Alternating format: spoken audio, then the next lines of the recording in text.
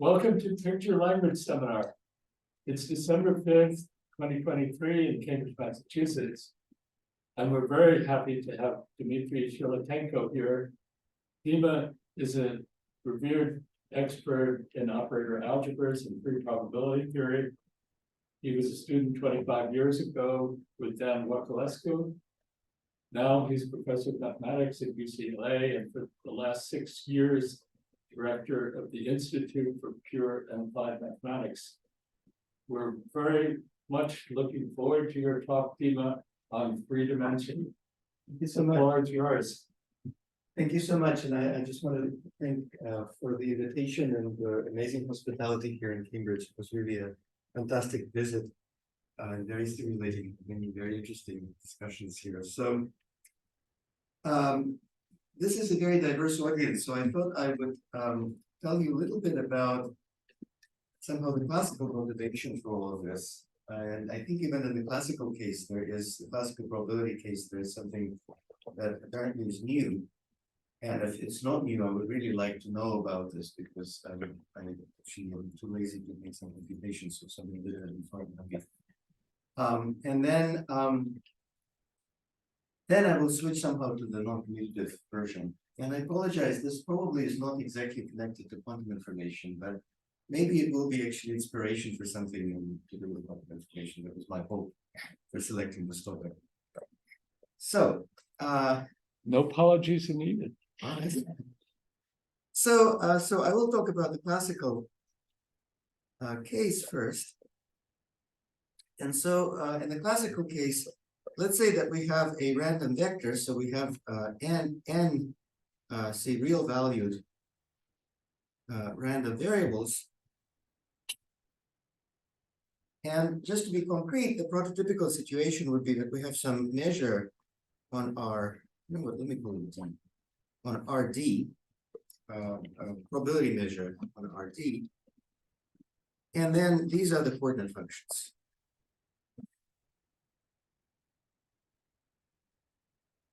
So we have some kind of a measure, could be a very fractal measure, for example, I just went for the photo. And this is your x1 and x2, the two coordinates that you have. Now there is something called the entropy, or the Shannon differentiable entropy. Let me call it H. This is the differential entropy. It's only defined, well, it's only finite a priori if this measure is Lebesgue absolutely continuous. So if d mu d lambda exists, call it rho, then this H is just the integral of rho or rho d lambda. And we define it to be infinite otherwise. That's it. So I hope I chose the correct sign so that it is minus infinity if the measure is singular. Maybe I messed it up. Always bad with these things. So this should be maximized for the Gaussian measure. This is the correct sign. It's the reverse of the usual case. It's the reverse of the usual one, but that's, you have to blame Voiculescu because he used the wrong, the opposite sign convention in free, and I just No, this is the relative term. Because you have two measures, mu and lambda. It's correct. Lambda is the big measure, so it's relative. So, okay. Yeah, it's correct. It's a relative entropy. All right. Now, this, as I said, so this is infinite. If mu is singular, but this can be fixed fairly easily. Namely, if you look at mu epsilon, let's say, which is the convolution of mu with a Gaussian measure, which is centered and has variance epsilon.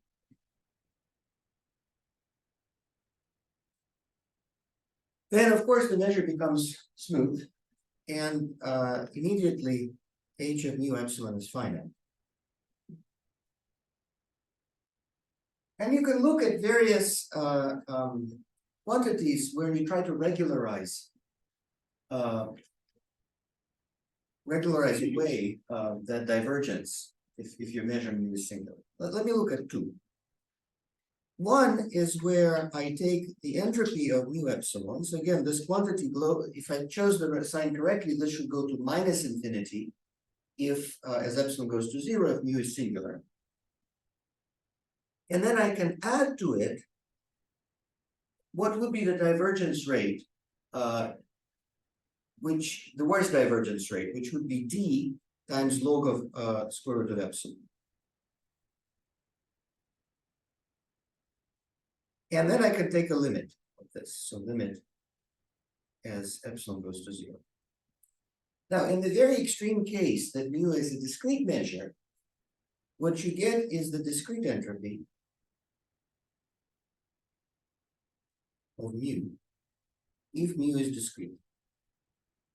So what do I mean by that? If mu is discrete, then your random vector only has a finite number of values, almost surely. And each one of those values happens with some probability, which is the probability of that, that happen. And so then it makes sense to do the Shannon formula, sum of pi log pi. And then this is a way to recover it. So somehow, in that case, there is divergence at the largest possible speed, but then you retain this kind of. By the way, there is a curiosity here, which I will tell you kind of point out later. This thing here very much depends on the coordinates, right? If you change your coordinates, I mean, if you rotate them, it doesn't change very much. But if you say scale one of the coordinates or something like this, the entropy does scale. On the other hand, this doesn't. This discrete entropy only cares about how many events there are and what's the probability of individual events. So you kind of rescale the variables. So that kind of dies in the motion. And then the second thing, which is the one that I will really talk about, is you look at h of mu epsilon, and then you look at the speed at which it diverges relative to log. So you divide it by log of epsilon 1/2. And then, well, for some reason, it's good to subtract it from d.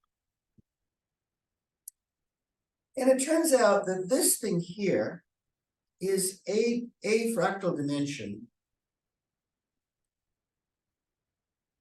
of mu. So more precisely, if you make some assumption, if you assume that if mu is what's called dimension regular, which means that the measure of a ball of radius r behaves like r to some alpha of x,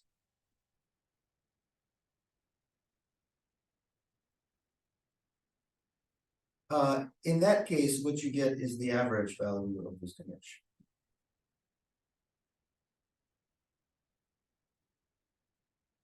So this was proved actually in a paper with Alice Guillaume.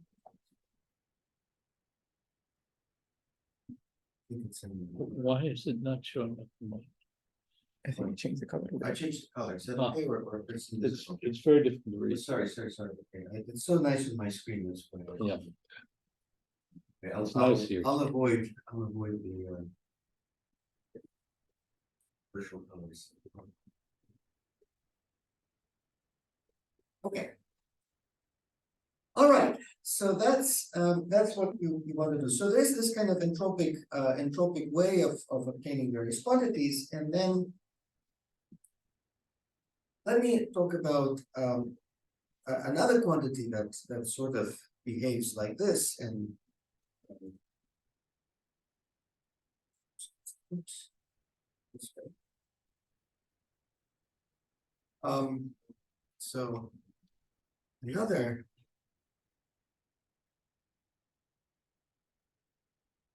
definition. So in order to introduce this, let me first define this Wasserstein metric. So this is the L2 Wasserstein metric on probability laws. And I mean, you can write it in different ways, but let me write it in terms of the variables. So let's say you have one d-double and another d-tuple. And what you want to do is to compute the distance between these two d-tuples. So let me compute the square of the distance. What it is this. You try to realize your x's and the y's jointly in some probability space. So it will be the infimum over some x prime and y prime, which are random variables on some probability space. So I have now a 2D tuple that is simultaneously lives in some probability space. And the conditions are that this should have the same law as x1, xd, so the same distribution as x1, xd, and these ones should have the same distribution as y1, y2. And so the infimum, what you do is you take the L2 norm difference between xj and yj squared, and then you sum over j. So if you like, this is just the expected value of xj minus yj squared. So you try to put these random variables together as close as you can make them work on some probability space, and well, the best you can do, that's the distance.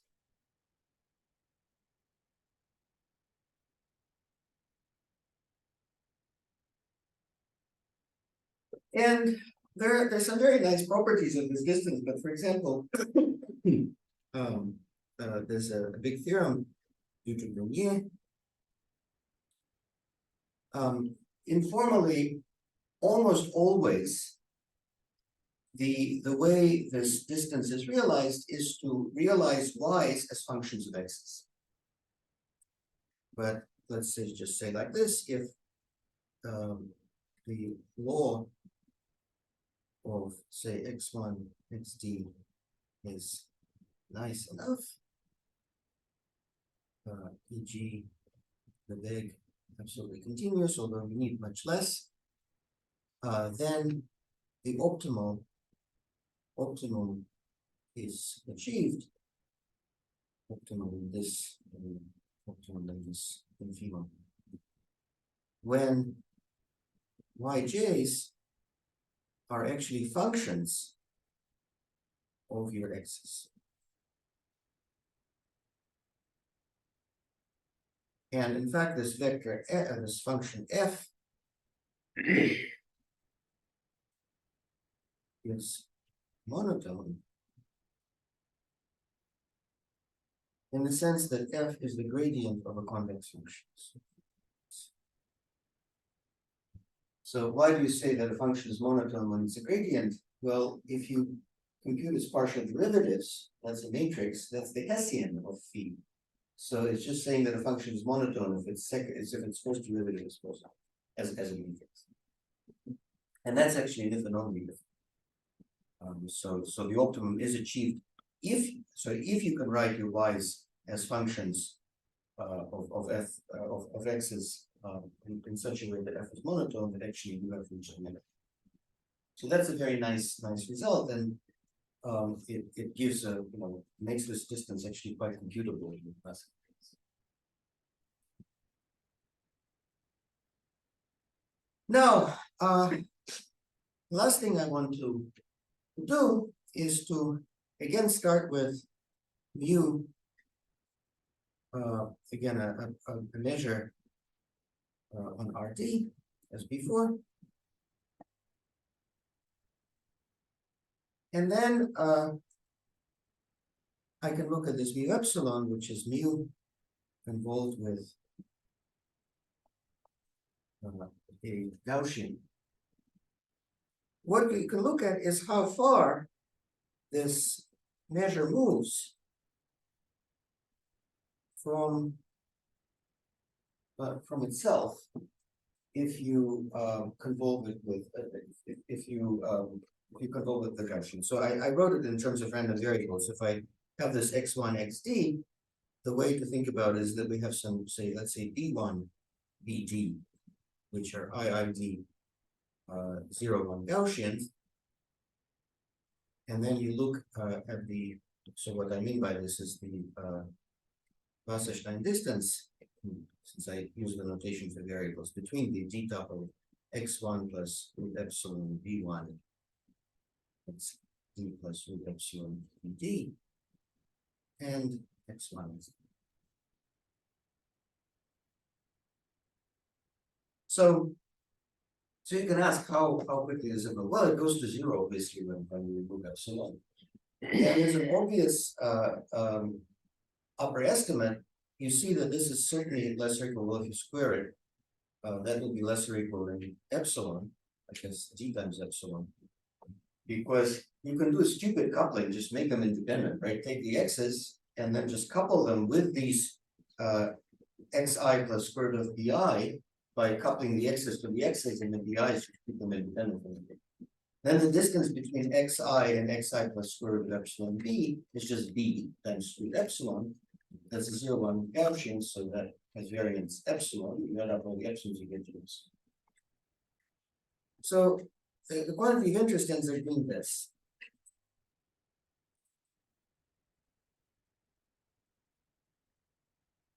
So you look at somehow the speed at which this thing converges to 0. So it's like the derivative of 0. And conjecturally, this is again a fractal dimension. So I've discussed this a lot with Wilfred Gangbo and Aaron Palmer, and also my former student David Jekyll. By the way, both Aaron and David are on the job market, so. And they assure me that it probably can be proved with some work that in fact, because of somehow some things in optimal transport theory, that actually this guy here, so the entropic definition, is very, very closely related to this definition. In fact, this can be somehow controlled both ways with optimal transport, and so for that reason, this number actually should be pretty much the same as that number. And then, as I said, there's this result of at least Biane and myself that actually computes that number for interesting fractal sets. I mean, if you take a Cantor set or something, but just as the end of the classical part, let me just present for you a sort of a vague idea of how you could try to compute this in the case of a manifold or something like this. So your measure is actually extremely regular. It's a measure on some kind of a set manifold of RD. So let's look at an example where mu is the volume plus the surface measure of some manifold M sitting inside RD. So we have our manifold M. Let's say D is 2, so we're in 2 dimensions. The measure mu is the normalized arc length measure on this thing. And so you need to somehow obtain estimates on this number here. So this number there's a minus here, so it means that you need upper estimates on Wasserstein in order to get lower estimates on dimension and vice versa. So what is the well, let me just draw this picture. So if I use green, do you think it's visible or yeah, sort of visible, right? I guess it's indistinguishable from the. Let's see if I can use yellow. Is that visible? Mm-hmm. So the manifold has a normal direction.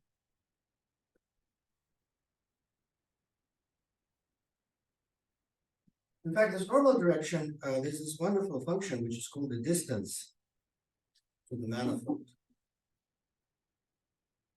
And let's say if you look at the distance is squared, then its derivative is exactly its gradient is exactly the normal direction.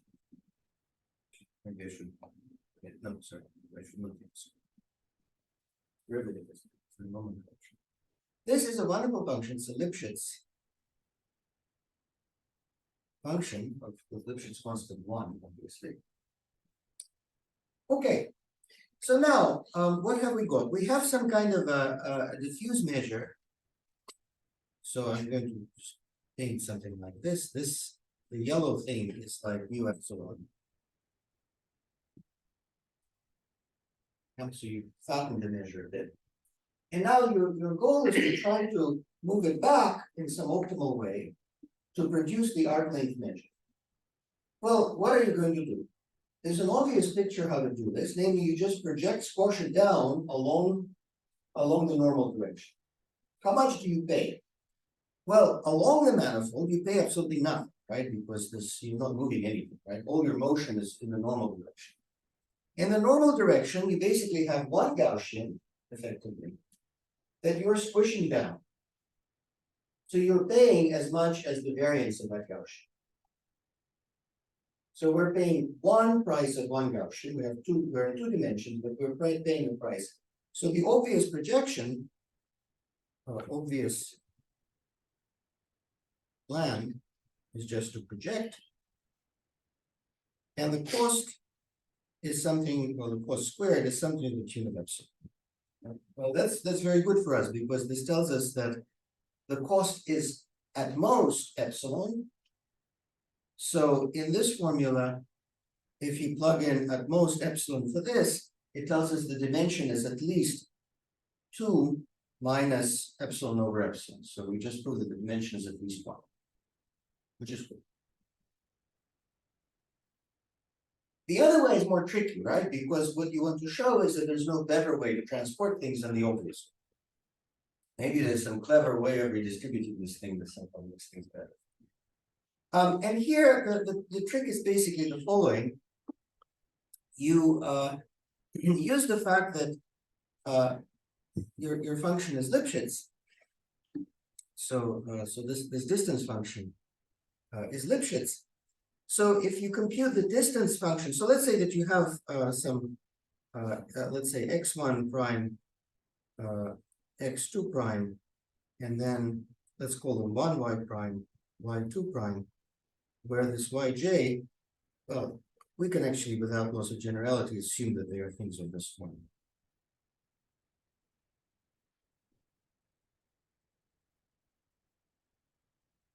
We can assume that the optimal coupling also contains a copy of the Brownian motion and so on. So this is, let's say that this is optimal. So we put them together in an optimal way. Then let's consider the function g, which is this distance to m.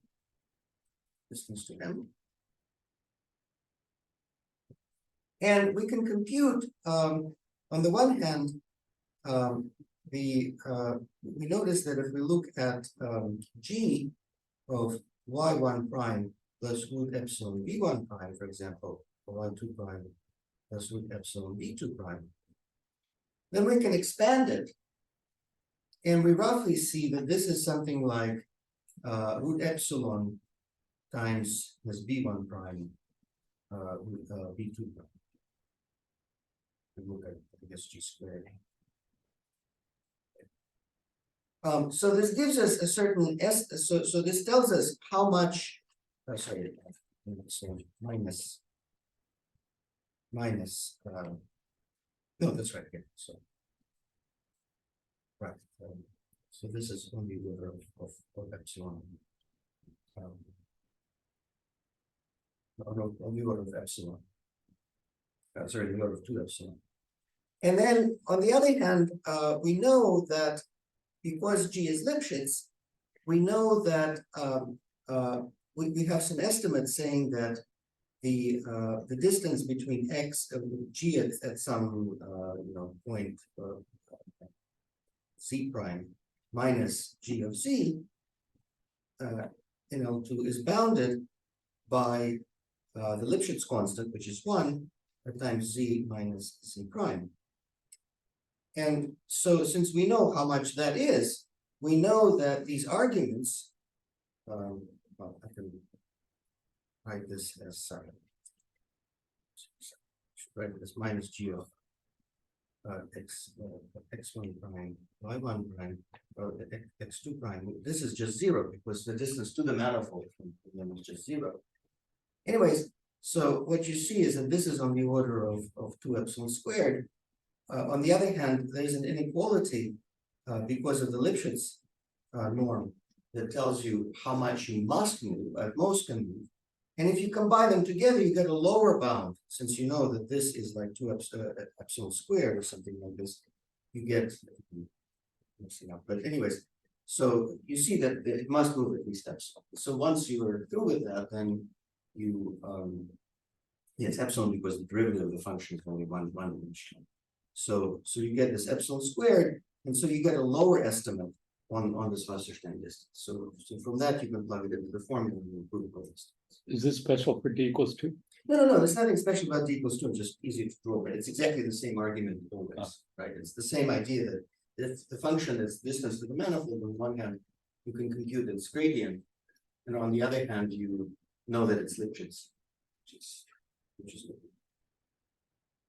Okay, so now end of the classical part.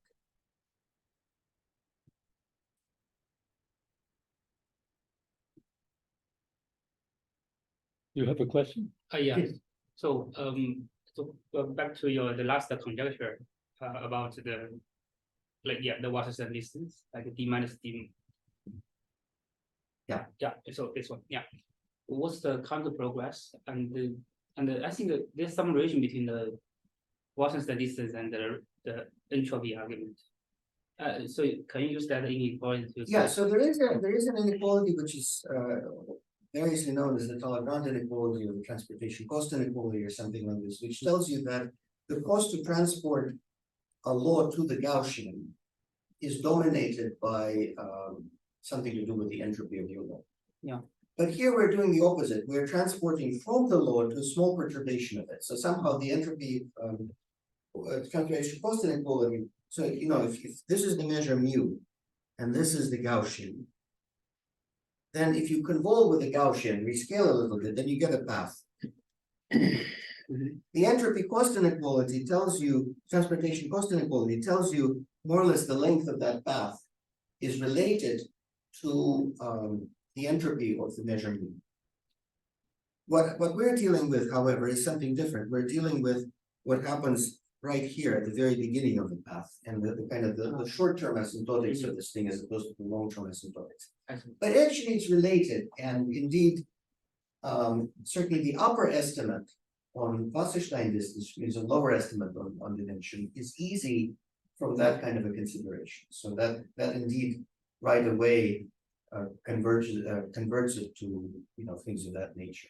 What's a little trickier is to show that what that path predicts is actually optimal locally. Because globally it's not, right? And in this estimate, the transportation cost inequality is not optimal. So the path you create is actually not giving you the Wasserstein distance over the long term. But locally, it turns out that if you come over with a tiny bit of Gaussian, that's what I'm being told by experts in that subject is true. And if that's indeed correct, then it's.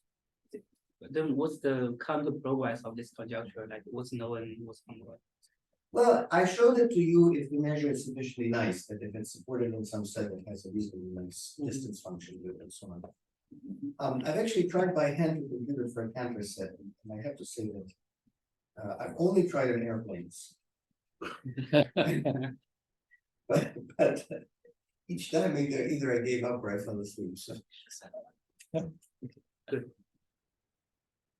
No, that's a progress or risk. Okay. So now I want to just go in the non-commutative direction. So I have what about 35 minutes? Is that it? Something like that. So sorry, the non-commutative setting.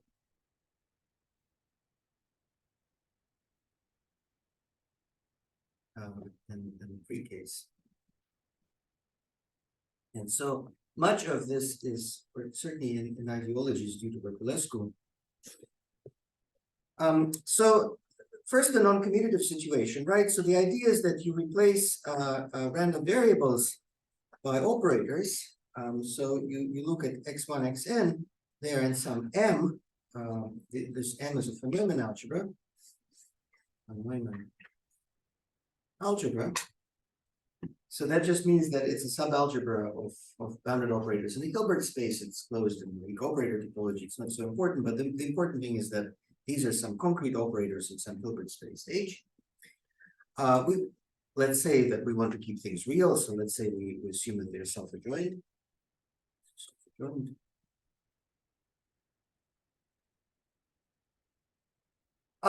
Now there is kind of a fork in the road at this point in time, which is, what do you mean by a probability law?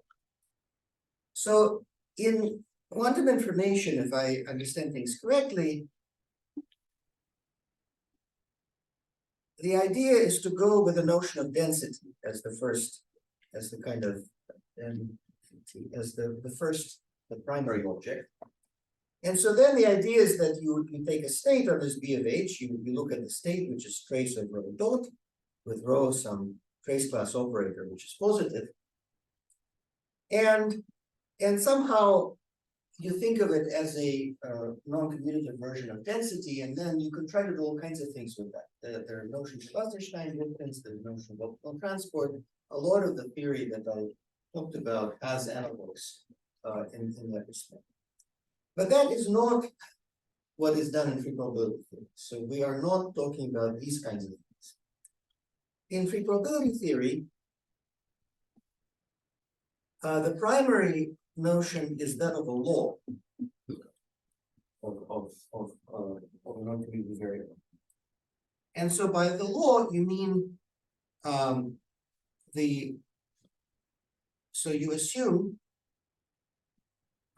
that there's a state when you're von Neumann algebra, typically a trace, but doesn't need to be necessarily a trace, but typically it's a trace. So trace means that it satisfies this for all x, y, and m. And then what does it mean, law? Well, I will not tell you what law is, but I will just say what it means to be the same in law. So let's say I have x1 xd and x1 prime xd x prime d, that they're same in law. So same law. This means that there is a map from the von Neumann algebra generated by x1 xd with its trace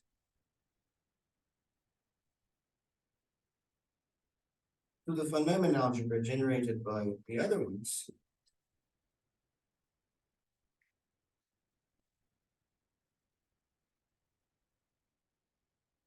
Let's call this map alpha, so that alpha preserves traces and alpha takes xj to xj prime, and alpha is a start node.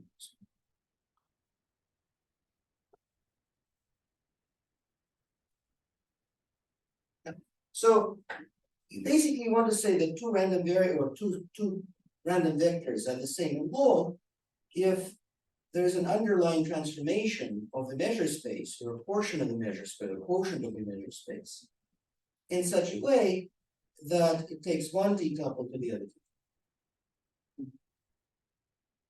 So that's very different actually from the notion of density.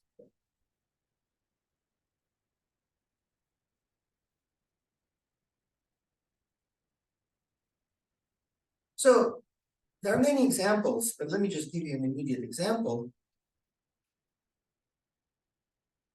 which is kind of the driving force, I think, has been from the beginning of von Neumann algebra, my understanding. That's one of the kind of key examples. You take gamma, a discrete group.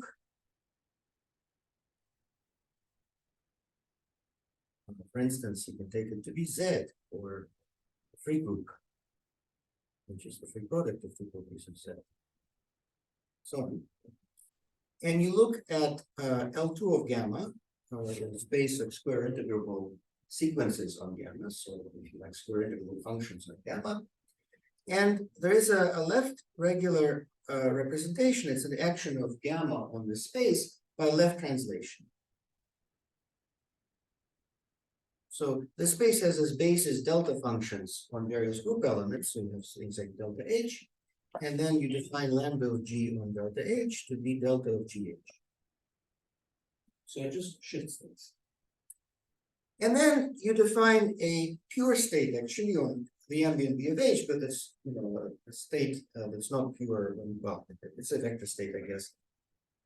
So you define L of gamma to be the von Neumann algebra generated by all of these lambda of G for G and gamma.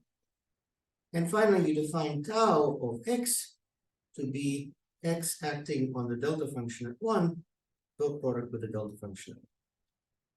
I'm sorry for using the mathematician. Dot product, even though I know it's wrong.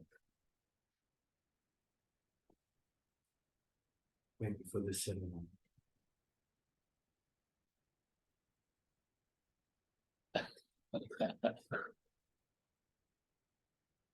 I should probably know. I should be E, right? The way you write it, you write it even more complex. We're happy either way. In any case, so what is it? So in the case that I'm sorry, I'm probably boring everybody, but in the case that you take gamma to be Z, right?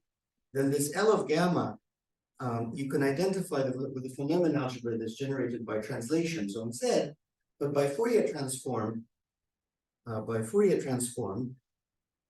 this is the same as the algebra of multiplication operators on the circle. And then this trace corresponds to integration against the circle motion. Projecting the zero Fourier coefficient. Okay. Now, what was a huge discovery of Voiculescu was that in addition to the usual notion of independence, which you can certainly introduce in this non-commutative framework, which would be based on tensor products of von Neumann algebras, there is a new notion which is based on free products. So you have something called free independence. And let me just say that if you look at the free product of two copies of Z, for example, this contains, let me just abuse notation and say like this. So it contains the two copies of the group. And these are freely independent.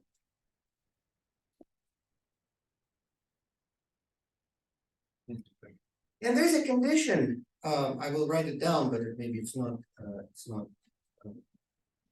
so important to understand. But anyways, there's a condition. If I have some let's say x1, xn, and say y1, ym, all in some m tau, and well, these generate an algebra, let's say A, star algebra A, and these generate a star algebra B, and these are freely independent from these.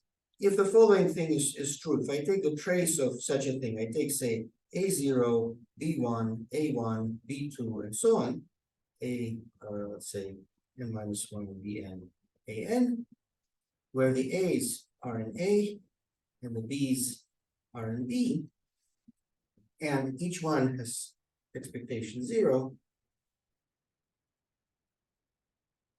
then this thing is 0. So this implies, well, if you really want to fully understand, to be fully correct, you also want to maybe allow that, maybe remove this or maybe remove that. So you can look at all 4 cases, right? This is a thing that starts with A or starts with B and ends with A or ends with, besides that. So where it comes from? Well, if you look at the free group, if you take 2 copies of Z, the condition that you just even take group elements from Z, right? The condition that the trace of the group element is 0 just means that the group element is non-trivial. And the freeness condition of a free product of groups says that if you have a bunch of non-trivial elements and you write down a word, then that word is irreducible, it's non-trivial. So that's what we're writing here, that in particular, that if you take a product of group elements in a free group, then that's non-trivial. So that's kind of where this condition comes from. You can think of it as a kind of a generalization of this condition for independence.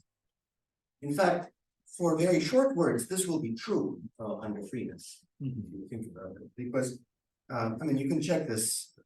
It says in particular that if A and B have trace 0, then the trace of AB is also 0, right? It's just that in the abelian case, that's enough because everything collapses to a word of length 2, and that's that. But in the non-commutative case, it doesn't. And so actually you get kind of different extensions of independence.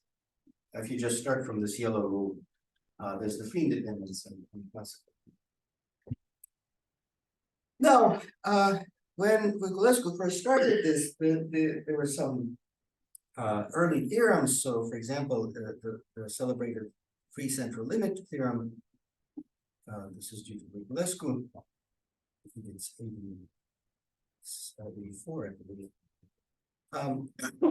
Now it says that if you have x1, x2, and so forth, free IID, so freely dependent identity distributed, each has is centered, and let's say each has variance 1, and then some growth conditions. Then if you take the central limit sums,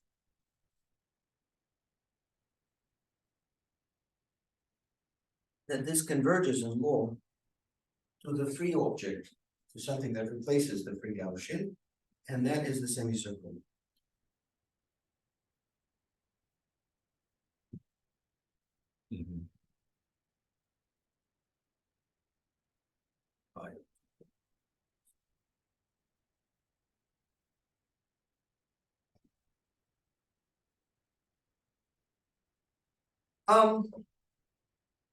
So there are somehow amazingly many statements from classical probability that have analogs in free probability, and this is kind of an unexplained mystery why that is so. And sometimes things are even better. So, well, let me just say before that one more thing. There's a free entropy theory.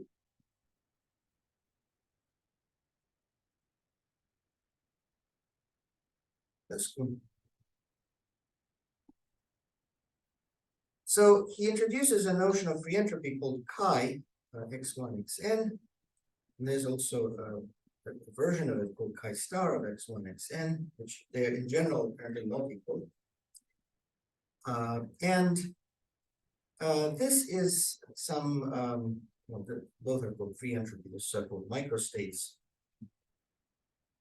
This is called non-microstates. Entropy. This one is defined somehow via a kind of a statistical mechanics definition via random matrices. I'm not going to go in any details, but it's sort of reminiscent of Gibbs' definition of entropy of a statistical mechanical systems, where you kind of count how many microstates there are, and somehow well, basically you count how many matrices there are of a given size that in low approximative variables. For example, when you count that asymptotically, that's what gives you this statistical mechanical picture. This one is based on free fish information, free score function, fish information. And there is something which is called the unapproximate embedding question, which apparently was solved in the negative recently by people from computer science. The paper is not published here, but once it is, that would in particular give an example. Well, there's no concrete example, but there's an existence proof, and if you follow that, then it particularly show that there are instances where these numbers are different, but we have no explicit decoupled operators for which we know that they're different. So one of the things that I did years So ago, has that proof been checked now? well, I was not involved in that ever. I think people have tried to look into it, and I don't. As I know, big refugees still.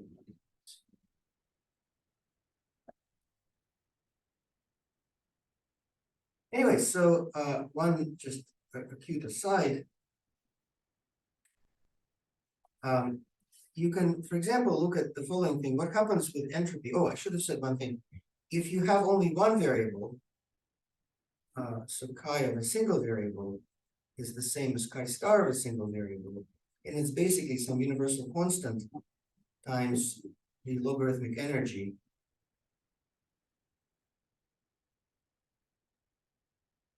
of where mu is the distribution.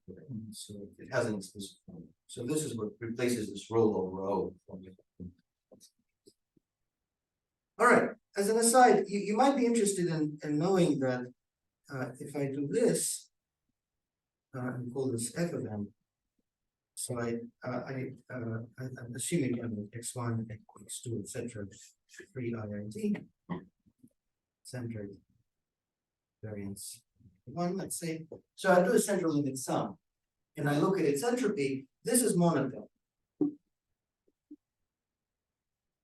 So I proved this years ago, and in fact, this follows kind of the same strategy as the proof of Bartha, Naor, and Schiphol, and in the classical case. But so there is a notion of convolution in free probability theory. You can rewrite this by saying this is the entropy of the measure convolved with itself n times. I'm just getting into a shorthand. They convolve with itself n times and rescale it by 1 over n. So this means dilation, right? Then that is monotone. But in free probability, there's an amazing fact. This function actually makes sense for non-integer n. So in free probability, actually, mu to the t always exists for any t bigger than 1. So you can always have a convolution power above 1. Below 1, no. But above 1, yes. And you can certainly consider even this function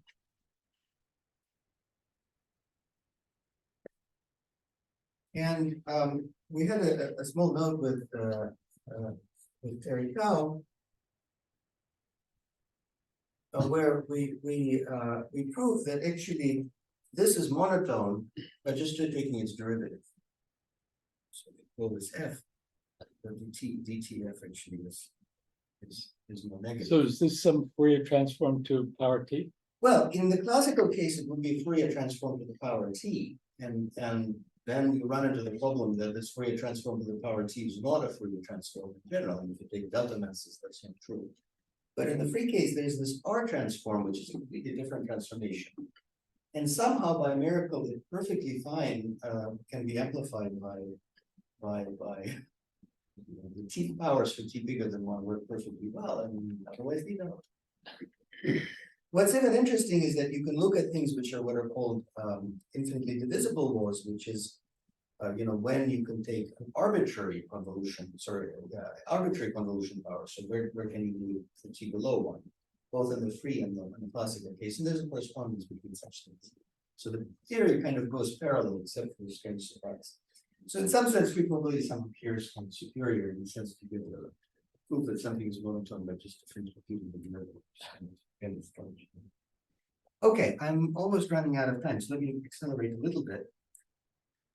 So what can you do? Well, there is this thing you can do, which is to look at this entropy, and then you regularize things.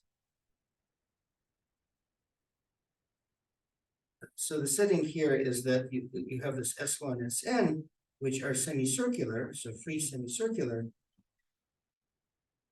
free from x1, xn. So this is the same type of regularization that I was doing in the classical case, it's as if I'm adding a random Gaussian vector to my initial vector.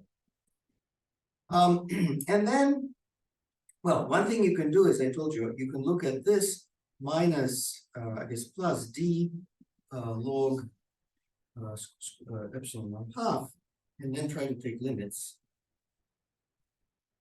You don't get something particularly nice in this case. What turns out to be much better is to do a relative case where I take this relative to A, where A is a diffuse, A is a phenomenon algebra of x1, xn, xd diffuse. And then this does have an interesting limit. It's some kind of a one-bounded entropy. And like its cousin in the classical case, it is a phenomenon algebra invariant. So this H is a phenomenon algebra invariant. So this was due to Kenley-Jones and Hayes and others. Now, the only problem is this invariant is not terribly useful. We know that it can be, we know examples where it's plus infinity. We know examples where it's 0. Because of Kohn embedding, I guess we have an example where it's minus infinity. It's open if there's anything in between 0 and plus infinity. So it's kind of interesting. But still, it allows you to distinguish some phenomenon algebra. So for example, H of the phenomenon algebra of this sort will be 0, but H of L of F n will be infinity. So for instance, these phenomenon algebras are different. Actually, you know, years ago this was an open question, but now there are 20 different ways of proving this.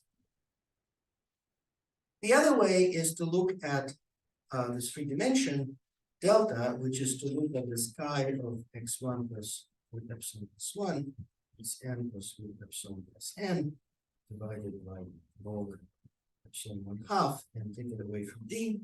So this is this kind of factor dimension. And this is what Voiculescu introduced, and this is called the free dimension. And it has its cousin delta star, which is the same thing minus chi star. So it turns out that delta is always less or equal than delta star. I should have said it here, so the same thing. This is a result of Biane and okay. And actually, this is the same inequality that gives you that. So it's fun to compute what is this delta star for a group algebra. So they generators of a group generators of the group algebra of a group. And it turns out that this actually has a very simple answer. This is the same thing as the first L2 Betti number of a group minus the 0th L2 Betti number of the group plus 1. So, well, I have 10 minutes. What this is the dimension over the group phenomenon algebra. This is the celebrated Murray phenomenon dimension of the following space. I look at map C from gamma to L2 of gamma, which have the cocycle property. So if I look at GH, and this is C of G plus lambda of G C of H. So this is almost like a derivation, right? I mean, if this were a derivation, it would be G times C of H plus C of H times G. Well, you have this G times C of H term, but the other term is with the action of H is somehow trivial. And so if you look at such maps, well, they turn out to be this. And if you want an example of such a map, well, there are the so-called inner ones. I can take C of G to be lambda of GC minus a zeta, where zeta is an L2 again.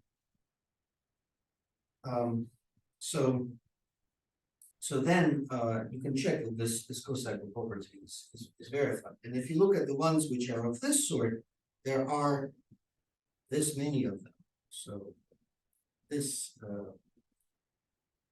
this term here is the negative minus the dimension of in. So plus the dimension of in. So what you're having here is the dimension of all the cocycles, and then the first cohomology, which is this beta one, is the dimension of all cocycles modulo n of cocycles. That's why there's this two occurrence of these Betty numbers in the formula. By the way, I should have said there's a typo in what I just wrote. Said it should be the right von Neumann algebra here, because of course, if you take a cocycle, how do I if I act on it on the left, it's no longer a cocycle because you will have interference between this term here and whatever you'll be acting. But you can certainly act on the right, and then you see that the cocycle property is not disturbed. So cocycles are preserved by right translation. So I can take the dimension over the right action. So this was proved by myself and Igor Mineyev.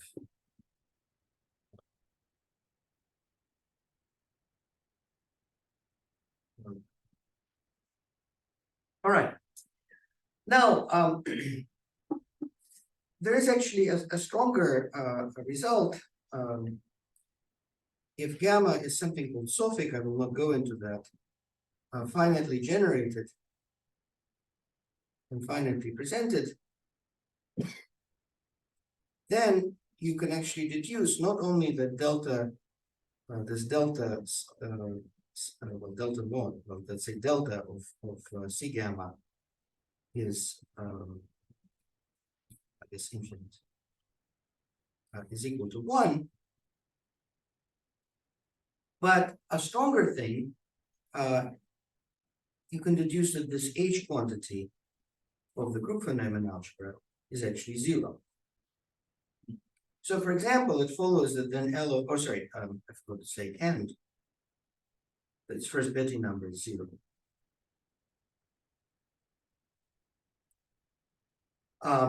You can actually deduce this. So, in particular, you see that the group von Neumann algebra cannot be isomorphic to a free group factor.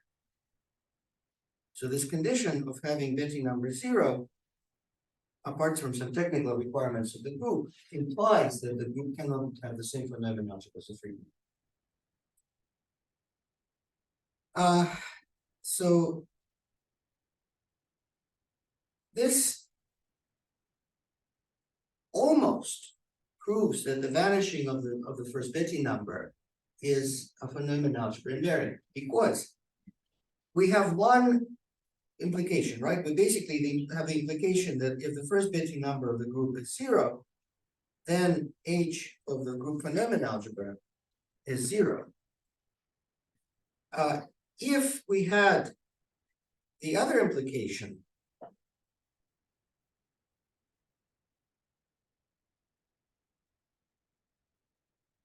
under some assumptions on the group and so on, we would know for this class of groups, because this is obviously an invariant, this thing here is obviously an invariant of the von Neumann algebra, we would know that the vanishing or non-vanishing of the first Betty number is an invariant. That would be a great thing.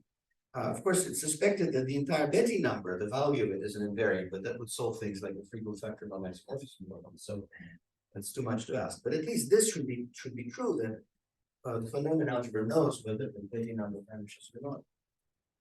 And well, there's some kind of a general strategy for proving this. And you can sort of try to do this. There's a strategy actually with some stochastic differential equations that try to give you some estimate and so on and so forth. Well, you try hard and you get stuck. And I've been stuck for a while. So my attempt to get unstuck was to try to give a different definition of dimension and try to see if that has better properties. Well, I haven't fully succeeded in showing all the properties I ever want, but at least I can show you some properties of it. So in the remaining, I guess, 5 minutes, there is this Biane Voiculescu Wasserstein distance in non-commutative probability, and I will slip and call it BWV. But anyways, so again, you have a thing like this, you have some x's and some y's, and what's the distance between the x's and the y's? Well, let's say the square of it, this will be again the infimum of the sum of the traces of xi prime minus yi prime squared, I from 1 to d. But the infimum is going to be taken over all x1 prime, xd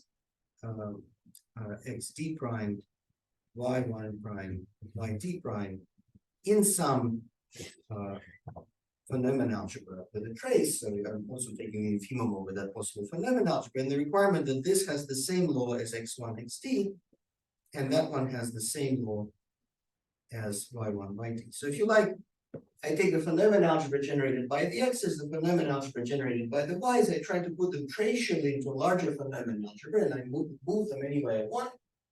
And then the smallest such number is what the number I measure is the ultra distance between the x's and the y's, and then the smallest such thing is 1. And so now you can just copycat, you can find a dimension.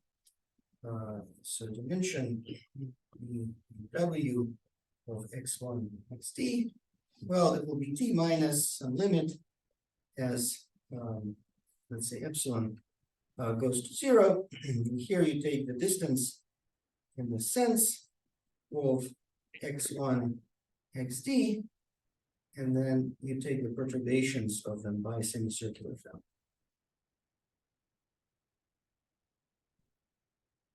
S1 sd, 3 semicircular. So the same publication. And so the results, so a conjecture which I think I can prove is that this dim is always bigger or equal than delta star. I think that's true, but I didn't carefully check. And then again, you have the same formula, this dimension. In the group case, is equal to the same thing. So it's the same combination of notability numbers. And may have nice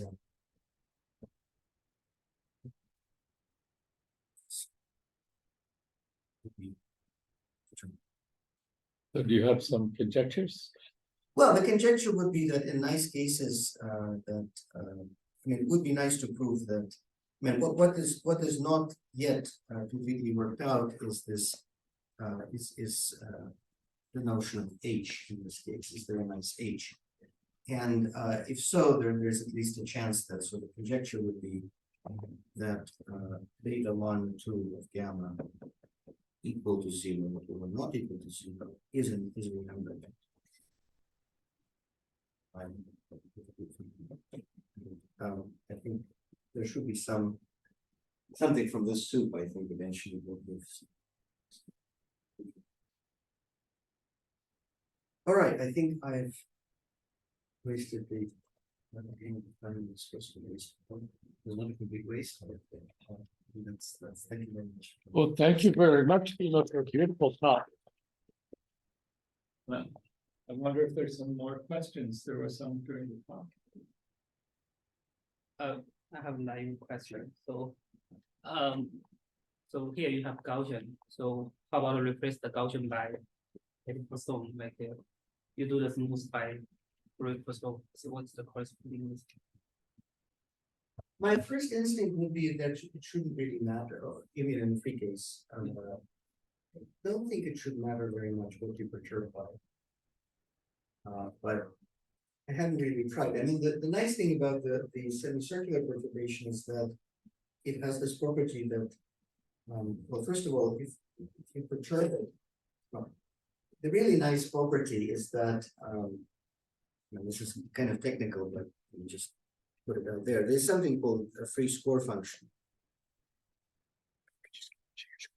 What? You share your Oh, screen. sorry.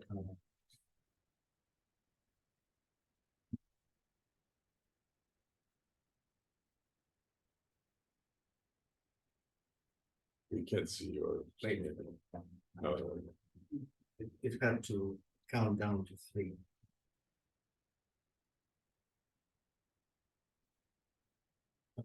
So there's something called the free score function. So this is in the classical case. This is the gradient of the log of the density. And what's very useful is that if you look at the score function of such a thing, then this is nothing but the initial expectation under the phenomenon to get generated by this variable of just S itself. And in particular, if you look for S itself, the score function is just S. So the Gaussian object is characterized by saying that its score function is linear. And that's very useful in these kinds of computations. If you put their Poisson, you get something a bit more complicated. And it's still fine, but it's just, I don't see an improvement in any of the technical aspects. I see. And also, like here, you use the Wasserstein distance of like to log like x1, x2, and its perturbation. So how about like the relative entropy between these two? Is there like real relative entropy? Well, Oh, it's well reduced to the entropy. I mean, yeah, so I mean, if you define, okay, it's tricky. I mean, if you define,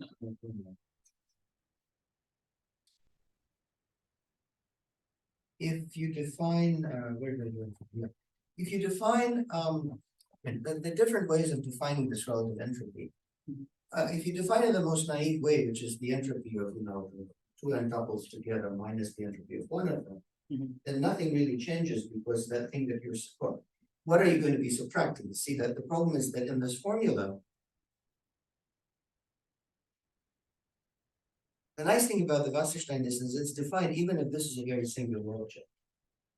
So you would have to figure out how to take entropy relative to this very, very singular object. Because right in all these formulas, right, I have the regularization of the object versus the object itself. So you could imagine doing some kind of relative entropy of this relative to this.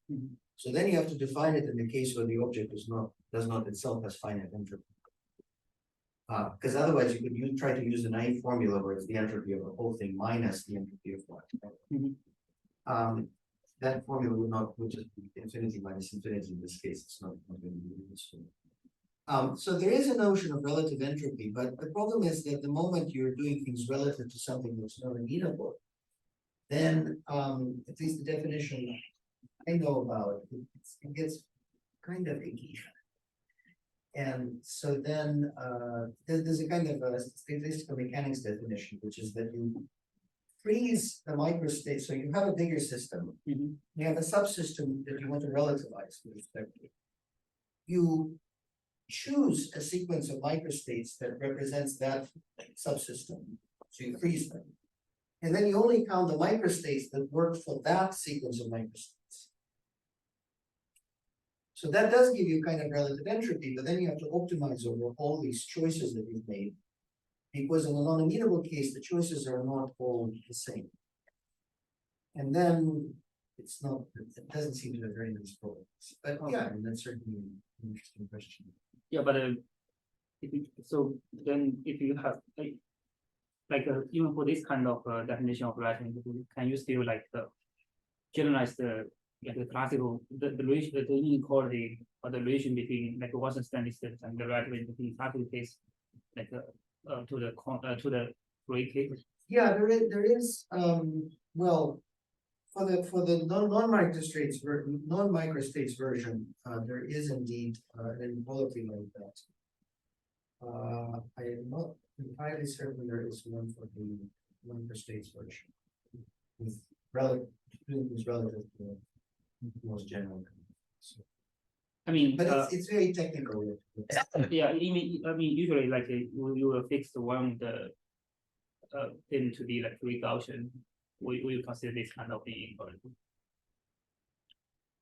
Like make the actually simpler. Like, Oh, you mean for the transportation cost? Yeah. There, I think it's fine. You know, I mean, there, the entropy, so the transportation cost inequality, you have something like this, that the Wasserstein distance between, so this is a true statement in free probability, for example, that the Wasserstein distance between, let me just write it this, the law of the semicircular and the law of some x, I'm gonna get this wrong, is bounded by, I think it's the square root of the relative entropy of tau x relative to tau semicircle.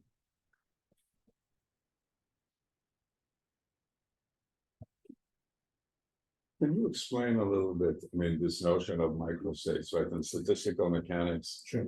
you have to assume that these microstates have actually equal probability. Well, And so let me explain what Voiculescu's definition is. So you're given, let's do it even for a single variable. I mean, the definition will be exactly the same if I have more variables than that, but let me do it for a single variable because there it's very explicit what you want. So let's say I have But x, you're doing it for non-commutative variable. I will give it for you for one non-commuting variable, but what I write will immediately, okay, I'll do it for two. Yeah. All right, I'll do it for two, but I wonder whether you can think in terms of words that you build out of. okay, so I'll Okay. illustrate. So so these are in some tracial von Neumann algebra, right? So I'm allowed to compute trace of a word, as you say, of things like xi1, xik, right? These are the things I'm allowed to compute. So now what you do is you consider the set of all matrices x1, well, let's in this case x1, x2. So these are pairs of matrices n by n, self-adjoint. We're looking at pairs of such matrices with the following property. For any k up to some cutoff, capital K, for any I1, ik, if I look at the normalized trace of a word in these ones, you get almost the same thing as what you expect.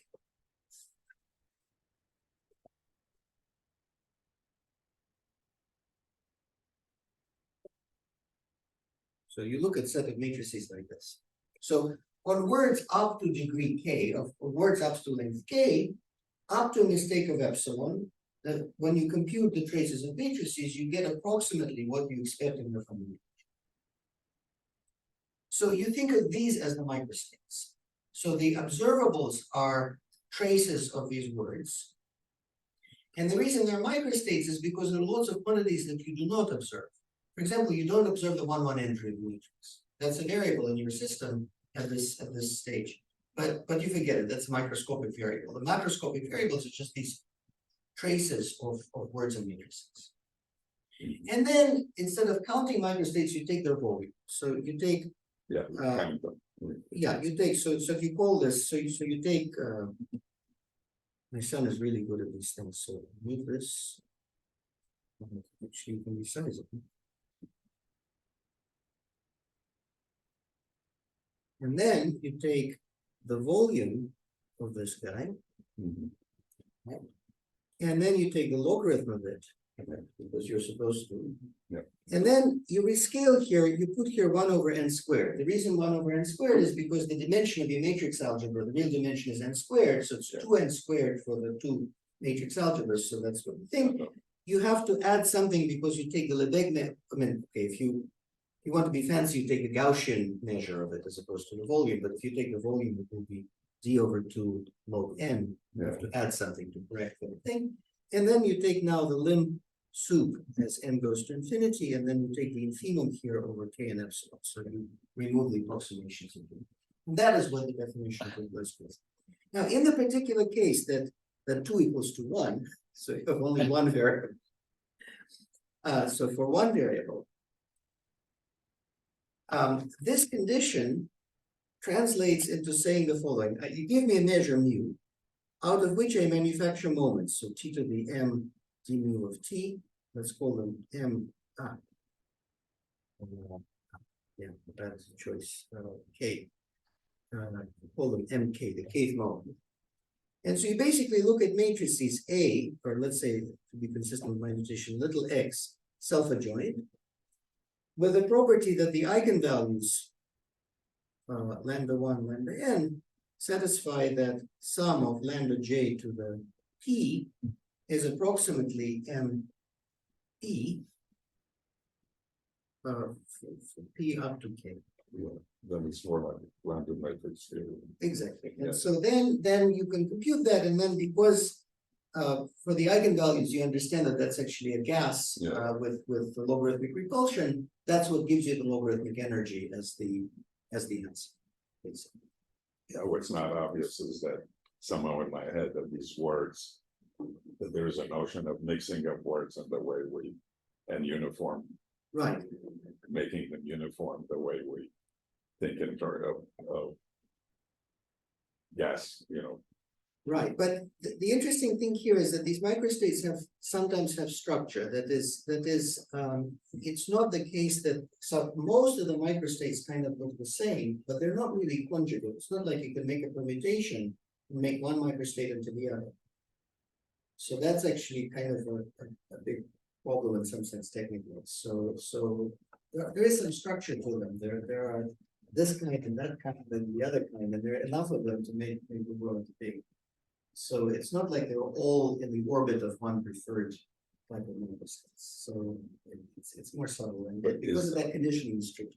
So is there a place where one can actually learn about these different ways of categorizing microstates? Because that's, Well, unfortunately, we don't have a theory of that. It's just an empirical, I mean, just a state. I mean, we know that they cannot be all unitarily conjugate just because of dimension count, no, right? that's clear, yeah. But we don't have a very good way of, so in the case of a single variable, it's fine. Everything goes on the eigenvalues. So the condition is only on the eigenvalues, and then we understand perfectly well what happens. So on average, the eigenvalues look like this. This is how they fluctuate, and the unitary orbit of that is the microstate. We don't have a good understanding of that in the multivariables. So it's many things we don't know. But I mean, certainly, sorry, there's a I was going to refer to what the rest was. So I wonder if there are any questions online?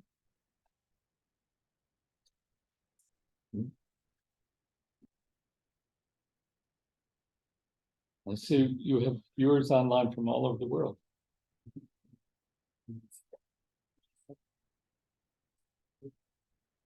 Well, if there are no more questions, then I'd like to thank Dima for absolutely wonderful, interesting talk, and look forward to the development in the future.